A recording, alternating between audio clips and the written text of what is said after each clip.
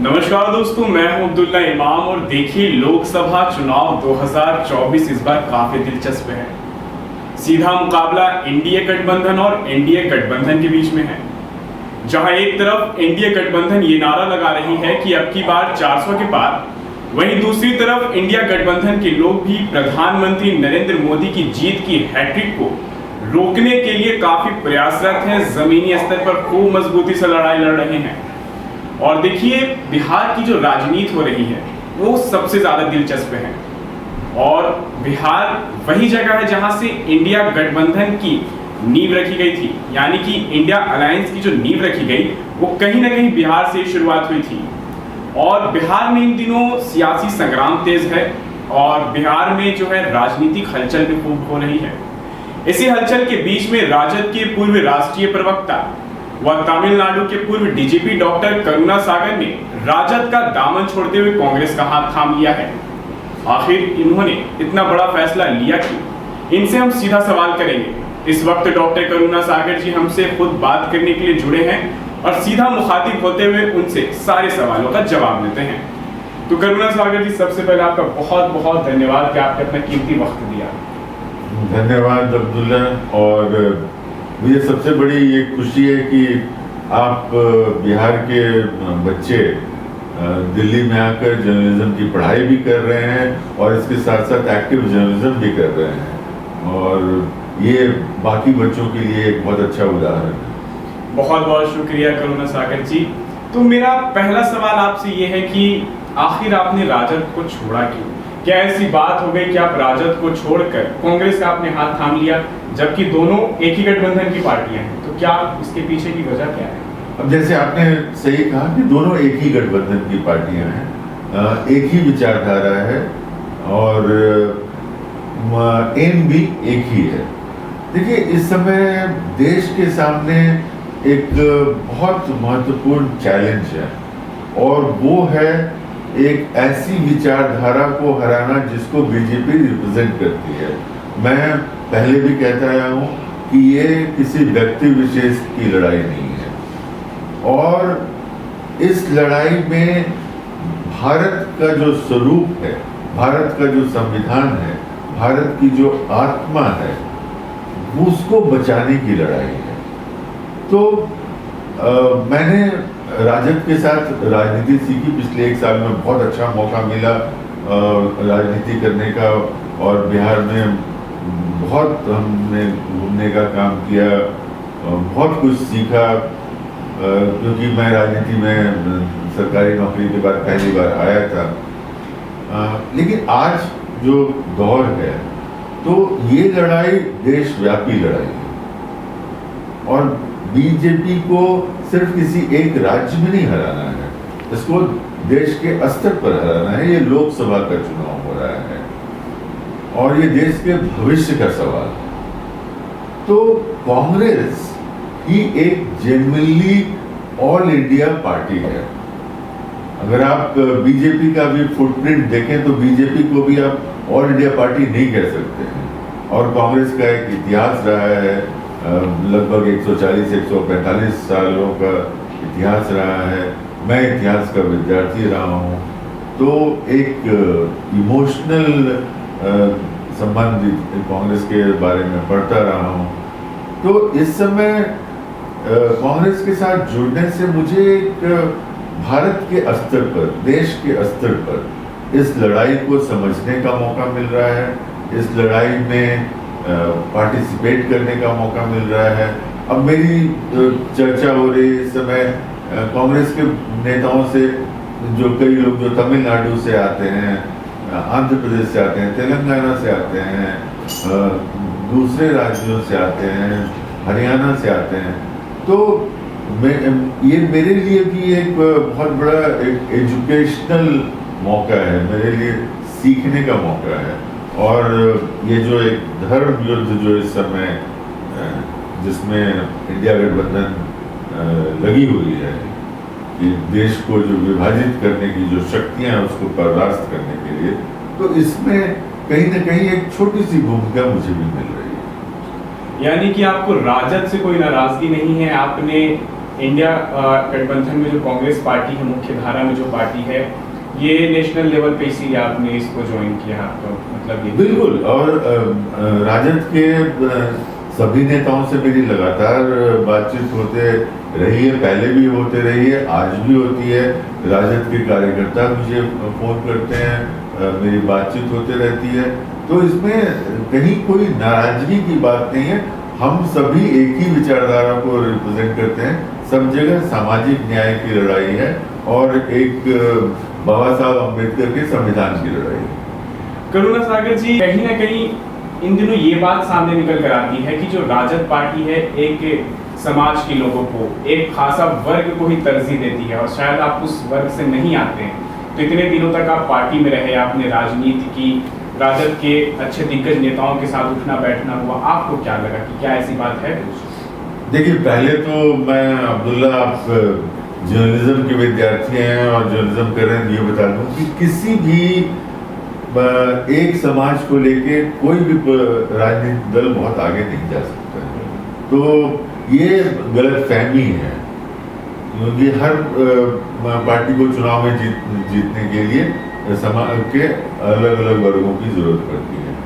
जहाँ तक आपने राजद की बात की, तो तेजस्वी यादव जी ने हमेशा A to Z की पॉलिटिक्स की बात की है।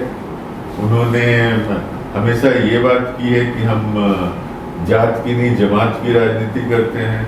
उन्होंने जो माई बाप का समीकरण जो समझाया था वैशाली से, और उसके बाद उन्होंने आगे कई जगह बताया, तो उसमें A फॉर अगड़ा है, P फॉर पुअर है। तो सभी समाज के सभी वर्ग को लेकर चलने की बात है। इसलिए ये एक तरह से भ्रांति है और कुछ भी नहीं। यानी कि ऐसी कोई बात नहीं, राजद सभी को लेकर चलने वाली पार्टी है। तो करुणा जी, एक और मेरा सवाल है कि ये आपके बारे में बातें हुई कि आप कहीं ना कहीं लोकसभा चुनाव लड़ने की दावेदारी पेश कर रहे थे, और शायद आपकी ये चाहत थी कि आप लोकसभा चुनाव लड़े। राजद ने आपको टिकट नहीं दिया, कहीं से आपको उम्मीदवार घोषित नहीं किया, और शायद आपने इसलिए पार्टी छोड़ दी, लोगों का ये आरोप है, और आप कांग्रेस की तरफ चल रहे, यानी कि टिकट ना मिलने से आप कहीं राजद से नाराज चल रहे थे, क्या ये? अब्दुल्ला, इसमें मैं दो बातें कहूँगा। पहली बात कि मैंने पिछले एक साल में 100 से ज्यादा इंटरव्यू दिए होंगे, सोशल मीडिया पोस्ट लिखे होंगे। आप एक जगह बता दीजिए, एक पोस्ट या एक इंटरव्यू बता दीजिए जिसमें हमने ये कहा था कि मैं लोकसभा चुनाव लड़ने जा रहा हूँ या लड़ना चाहता हूँ। जब भी ये सवाल जर्नलिस्ट लोगों के द्वारा किया गया, हमने यही कहा था और आज भी वही दोहरा रहा हूँ कि चुनाव लड़ाना, किस सीट पर किसको लड़ाना, किस कार्यकर्ता का किस तरह से इस्तेमाल करना, ये हर पार्टी के, हर दल के शीर्ष नेतृत्व का दायित्व होता है, उनका विशेषाधिकार होता है और वो डिसाइड करते हैं। तो पहली बात कि हमने कभी ऐसी बात की ही नहीं। दूसरी बात, आज जब हमने कांग्रेस ज्वाइन किया है, जिस समय ज्वाइन किया है, 1 तारीख को ज्वाइन किया है, इसके पहले कांग्रेस की जो 9 सीटें हैं बिहार में, 9 सीट पर उम्मीदवार घोषित कर दिए गए हैं। तो इसलिए कांग्रेस से मुझे सीट मिलने की तो कोई बात हो ही नहीं सकती है। तो आप जो कह रहे हैं ये बात, देखिए, पत्रकार तो अपने हिसाब से बहुत सारी बातें करते हैं, लेकिन इसमें कोई सच्चाई नहीं है। यानी कि आपकी लोकसभा की चाहत नहीं थी, बल्कि सभी राजनीतिक पार्टियों के साथ मिलकर उनको मजबूती से कंधा देना था। राजनीतिक विशेषज्ञ जो है करुणा जी, ये बताते हैं कि कांग्रेस अभी अपने सबसे बुरे दौर से गुजर रही है, और आपने इस वक्त ही कांग्रेस का हाथ थामा है। तो क्या आपको लगता है, आपका क्या मकसद, और आपको लगता है कि सही में कांग्रेस बुरे वक्त से गुजर रही है? नहीं, इस समय भले ही कांग्रेस को पिछले 2 चुनाव में थोड़ी कम सीटें आई, लेकिन हमारा जो वोट है, टोटल वोट है, वो बहुत ही बड़ा है। और पिछले 3-4 साल में जो मेहनत राहुल गांधी जी ने की है, और भारत जोड़ो यात्रा, भारत जोड़ो, भारत न्याय यात्रा और को करते हुए जिस तरह से उनकी यात्रा में लोगों का उत्साह बना है, लोगों का विश्वास बना है। और आज कांग्रेस पार्टी एक ऐसी पार्टी, और इंडिया अलायंस, मैं सिर्फ कांग्रेस पार्टी की बात नहीं करूँ, इंडिया अलायंस है जो आम आदमी के मुद्दों की बात कर रहा है। हम विभाजन की बात नहीं कर रहे, समाज में विभाजित करने वाली बातें नहीं कर रहे हैं। हम रोजी रोटी की बात कर रहे हैं, हम रोजगार की बात कर रहे हैं, गरीबी की बात कर रहे हैं, महंगाई की बात कर रहे हैं, अमीर कैसे अमीर होते जा रहे हैं, गरीब कैसे गरीब होते जा रहे हैं। और आप जैसे युवाओं के सामने जो भविष्य में एक बहुत बड़ा क्वेश्चन मार्क है कि यूनिवर्सिटी से निकलने के बाद, डिग्री लेने के बाद कहाँ जाएंगे, तो इस समय देश में चाहे वो मजदूर वर्ग हो, मध्यम वर्ग हो, महिलाएं हो, कोई भी प्रश्न नहीं है। तो इसलिए कांग्रेस पार्टी और इंडिया अलायंस इस पूरी विचारधारा को रिप्रेजेंट करते हुए इस चुनाव में आगे बढ़ रहा है। जी, यानी कि इंडिया अलायंस जो है सभी लोगों की बात करके चुनाव में आगे बढ़ रही है और मैदान में उतर रही है। ये तो करुणा सागर जी आपके बारे में बात हुई कि क्यों आपने पार्टी छोड़ी, क्यों कांग्रेस को ज्वाइन किया ठीक लोकसभा चुनाव के बीच में। एक और सवाल है जहानाबाद से जुड़ा हुआ। जहानाबाद से आप ताल्लुक़ रखते हैं, वहाँ के लोग आपसे कनेक्ट होते हैं, युवा मोटिवेट होते हैं, और आप बहुत वहाँ की सामाजिक गतिविधियों में आपने बहुत हिस्सा लिया, आपने बहुत अच्छी वहाँ लोगों से संबंध बनाया है। तो लोग ऐसा कयास लगा रहे हैं कि जब से जहानाबाद में लोकसभा को उम्मीदवार घोषित किया गया इंडिया अलायंस के द्वारा, तब से जहानाबाद भी आपका आना जाना कम हो गया है। ऐसा क्यों? जहानाबाद इन दिनों क्यों नहीं आप जा रहे हैं? देखिए, हम पिछले कुछ समय से दिल्ली में रहे हैं और दिल्ली में लोगों से मेरी मुलाकात होती रही है। तो इस समय बिहार में थे ही नहीं, इसलिए जहानाबाद भी नहीं जाना हुआ। और जहाँ तक जहानाबाद का जो ताल्लुक है, तो मेरा जहानाबाद के लोगों से एक भावनात्मक संबंध है, और वो कल भी था, आज भी है और भविष्य में भी रहेगा। और जैसा आपने कहा कि मैं सामाजिक कार्यों के कारण जहानाबाद से जुड़ा रहा हूँ, और वो कार्य मैं आज भी कर रहा हूँ और आगे भी करता रहूँगा। पहले भी मेरे पास कोई पोस्ट नहीं था, मैं सरकारी ऑफिसर होने के बावजूद काम करता था। आज तो कम से कम एक बहुत बड़ी पार्टी का प्लेटफॉर्म मेरे पास है, उसको इस्तेमाल करके जहानाबाद के बेहतरी के लिए जो भी हो सकेगा मैं करता रहूँगा। देखिए, अगर बात हो गई है जहानाबाद की, तो बिहार की हॉट सीट में से आती है जहानाबाद की सीट। एक से एक धुरंधर इस बार लोकसभा चुनाव में उतरे हैं। तो जितना जहानाबाद की राजनीति को आप समझते हैं और देखते हैं, तो आपको क्या लगता है इस बार के चुनाव परिणाम क्या होंगे? जनता किसको वोट देगी? जहानाबाद में महागठबंधन के उम्मीदवार की जीत बिल्कुल निश्चित है।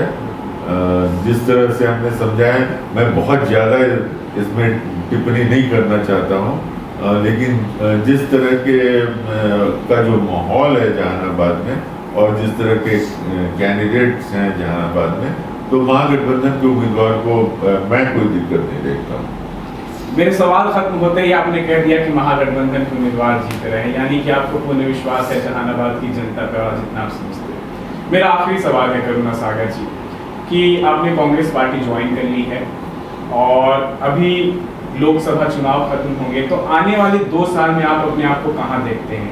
करुणा सागर क्या विधानसभा चुनाव में कांग्रेस पार्टी की तरफ से अपनी दावेदारी पेश करेंगे, और अगर पेश करेंगे तो वो क्या सीट जहानाबाद होगी? देखिए, जैसा कि हमने आपके पहले सवाल के जवाब में कहा था कि मैंने लोकसभा की भी दावेदारी कभी पेश नहीं की थी, और आगे मैं विधानसभा की भी दावेदारी पेश नहीं करूँगा। मैं कांग्रेस को एक कार्यकर्ता की तरह ज्वाइन किया हूँ, और एक चूंकि डिसिप्लिन पिछले 32-33 साल में मेरी जिंदगी का पार्ट रहा है, तो मैं इस पार्टी में भी एक डिसिप्लिन कार्यकर्ता की तरह काम करूंगा। हाँ, मेरी कोशिश ये रहेगी कि बिहार में मैं ज़्यादा से ज़्यादा समय दूं, और बिहार में पार्टी को और ज़्यादा मजबूत करने में जो भी मुझसे बन पड़ेगा मैं वो करूँगा। बस एक छोटा सा सवाल से खत्म करते हैं ये इंटरव्यू। कितनी लोकसभा सीटें बिहार में आ रही हैं आपके गठबंधन?